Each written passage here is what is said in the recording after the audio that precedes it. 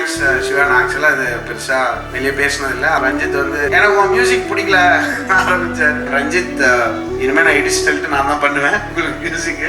நான் வேறு யாருமே விட மாட்டேன். இது வந்து ஒரு கட்டளை. அட்டகத்துக்கு முன்னாடி வந்து எனக்காக என்னை கூட்டிகிட்டு போய் ப்ரொடியூசர்ஸ்க்கெல்லாம் என்னை இன்ட்ரடியூஸ் பண்ணி ரொம்ப ஓன் பண்ணி என்னோட ஒர்க்லாம் காமிச்சு எப்படியாவது எனக்கு ஒரு படம் வந்துடணும்னு சொல்லி என் கூடயே தெரிஞ்சுட்டு இருந்தார் தான் அகில உலக சூப்பர் ஸ்டார் சிவா அவர்கள்.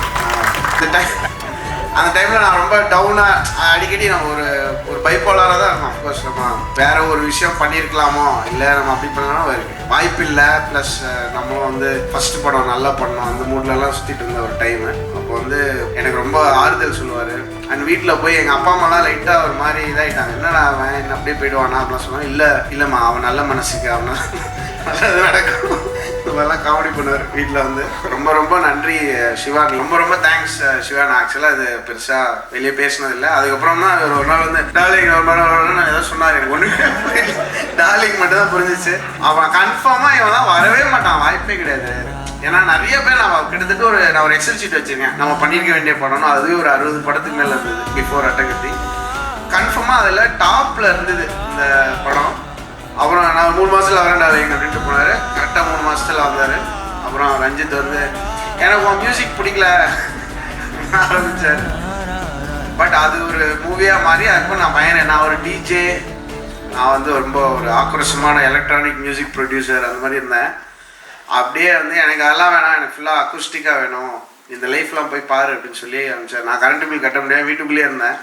என்னை வந்து ரஞ்சித் போய் எல்லோரும் மீட் பண்ண வச்சு ஃபோக் மியூசிக்னா என்னன்னு போய் பாருமாமே அப்படின்னு சொல்லி அனுப்பிச்சு அங்கேருந்து லிட்ரலி என்னை வந்து ஒரு தே மேட் மீன்னு சொல்லலாம். என்னுடைய ஆர்ட் வந்து they had a big role. இது எல்லாமே வந்து ஒரு ஐகானிக் மூமெண்ட்ஸாக நான் பார்க்குறேன். ஏன்னா இந்த ஃபஸ்ட்டு 3 படம் எனக்கு ஒரு ஃபார் செல்ஃபிஷ் ரீசன்ஸ் ஒரு கம்போசராக வந்து இந்த 3 டைரக்டர்ஸோட என்னுடைய ஃபஸ்ட்டு 3 படங்கள் இருந்ததுக்கு நான் ரொம்ப ஹாப்பி. நான் எப்பயுமே ரொம்ப பெருமையாக அதை பற்றி பயம். அதனால தான் இவ்வளோ நேரம் நான் பேசியிருக்கேன். இந்த ஆடியோ லான்ச்சில் நான் பேசுனதுலாம் மொத்தமாக எடுத்தால் இதோட கம்மியாக இருக்கும்.